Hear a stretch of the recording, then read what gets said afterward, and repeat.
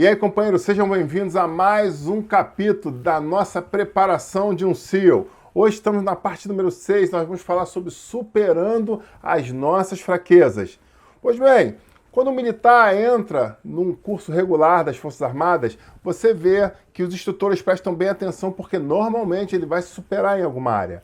E agora, quando nós descobrimos para que ele foi, onde ele tem a melhor vocação, por assim dizer, nós vamos começar um treinamento específico naquela área. Mas quando nós falamos de um grupamento especial, de um grupamento operacional, nós não podemos nos dar ao deleite de escolher alguém que seja bom como X ou como Y. Eu não posso falar, mas ele é um bom paraquedista. Quando ele está no paraquedas, o velame parece que obedece tudo que ele faz. Não, aquele rapaz parece o Aquaman, ele mergulha como um peixe. Aquele rapaz tem uma resistência no campo muito boa para que ele seja infantaria. Quando nós pensamos num grupamento operacional, não há tempo para isso. Até mesmo porque quando nós entramos em guerra, o nosso inimigo não nos dá o direito de escolher em que campo você deseja combater. Não, nós precisamos superar as nossas fraquezas, nós precisamos superar as nossas dificuldades, nós precisamos trabalhar os nossos pontos fracos. Quando nós entramos no segundo grau, nós passamos por algumas dificuldades ali. É interessante que quando você pensa, quando você lembra lá na época de segundo grau, quando você lembra da matemática, nós tínhamos ali as simpáticas progressões, aritmética, geométrica. E aquilo era muito tranquilo.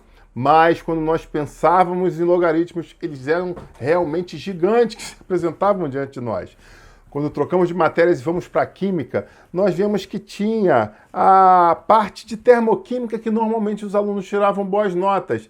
Mas em contrapartida, quando o assunto era estequiometria, as pessoas chegavam a se arrepiar. Era uma matéria que normalmente era traçada como uma matéria mais difícil. Pois bem, quando nós estamos fazendo o segundo grau e as provas se apresentam, nós encontramos algumas coisas fáceis e outras difíceis, mas a grande realidade é que se a média da escola é 5, se você tirar 5,000, você está aprovado naquela matéria e você segue para a próxima. Se lá na frente vem uma outra e você consegue tirar 6,1, você está aprovado e você segue. E melhor ainda, se num bimestre você fica de repente com 3 de média e no outro você tira 7, eles pegam essas médias, juntam elas e dividem por 2. Então, traduzindo, mesmo que você seja fraco numa matéria, quando você é muito forte em outra, ela consegue trazer um equilíbrio na sua conquista para que você possa alcançar esse diploma, no caso do segundo grau. Mas nem sempre a coisa é assim. Eu lembro quando eu fiz a prova de sargento da aeronáutica, há bons anos atrás, você tinha algumas características e tinha algumas matérias, como português, matemática, física e química. E ali tinha uma característica que era, o ponto mínimo era 5.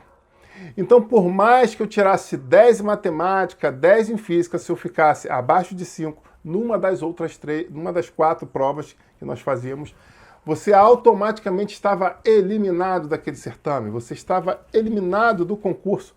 Então não tinha como você fazer esse contraponto, a menos que você conseguisse, ao menos, ficar com a média. Ao menos que você conseguisse ser mediano.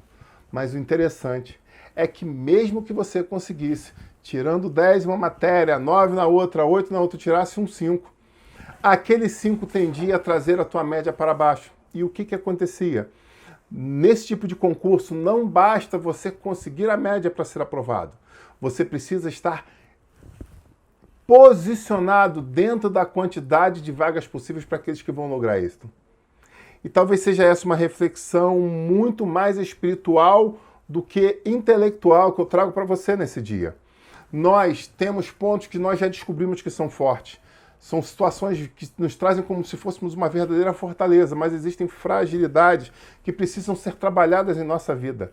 E é isso que eu venho, nessa bela tarde, te convidar a refletir. Você precisa verificar esses pontos fracos e começar a trabalhar em cima deles. Não venha a abandonar, não venha a desistir porque você é fraco no ponto. Não.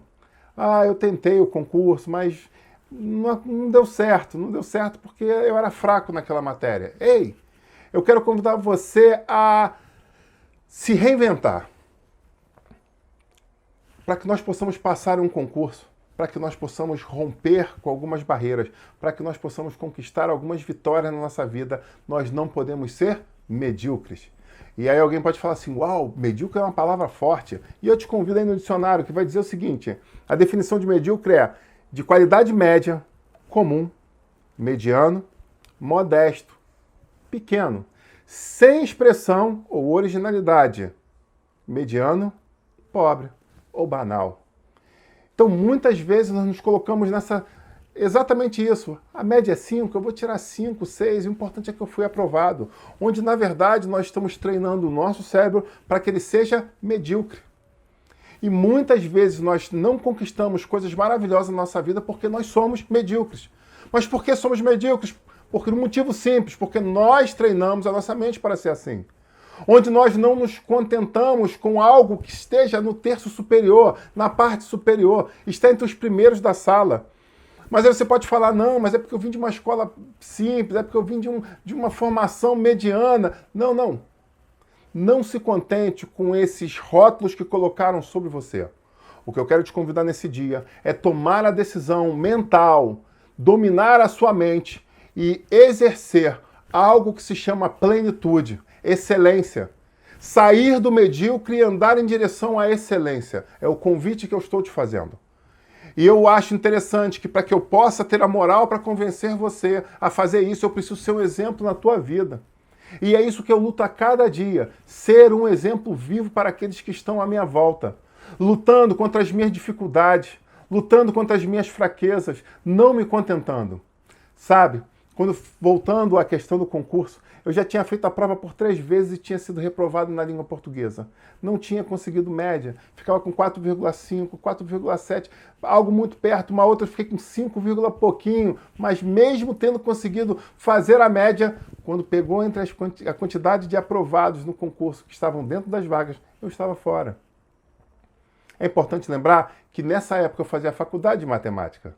Ah, então está tudo explicado, a sua nota era muito alta em matemática, mas não acompanhava em matemática, em física, mas não acompanhava na língua portuguesa. Sim, era por isso. E qual a decisão que eu tomei? Trancar a faculdade de matemática por um semestre, me matricular num cursinho singelo de 2º grau e chegar para o diretor do curso, que era um professor de português, e falar, eu preciso de ajuda. Eu não gosto da língua portuguesa, eu não me dou bem em gramática, minha mente pensa em ciências exatas, eu estou fazendo faculdade de matemática, eu estou no 5º período. Mas eu tranquei a faculdade única e exclusivamente para que eu consiga realizar esse sonho. Porque não adianta eu continuar tirando 8, 9, 10 em matemática e ficar com uma média muito baixa em português. E eu lembro que aquele professor comprou aquele barulho e ele começou a me exigir mais do que ele exigia dos outros alunos. Pois bem, em 1998 eu fiz pela 4ª vez essa prova.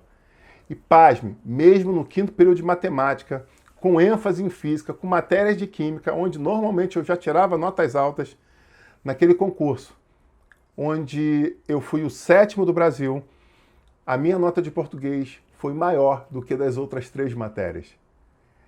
Eu confesso que quando eu olhei aquilo, eu mesmo quase não acreditei, eu falei, não é possível. Eu me dediquei tanto por 6 meses no estudo da língua portuguesa, que eu consegui superar aquilo que eu me achava forte, eu me achava capaz, eu me achava treinado, que era no estudo de exatas. Então quero convidar você a acreditar em você mesmo. Lembre-se, ninguém pode sonhar o teu sonho como você.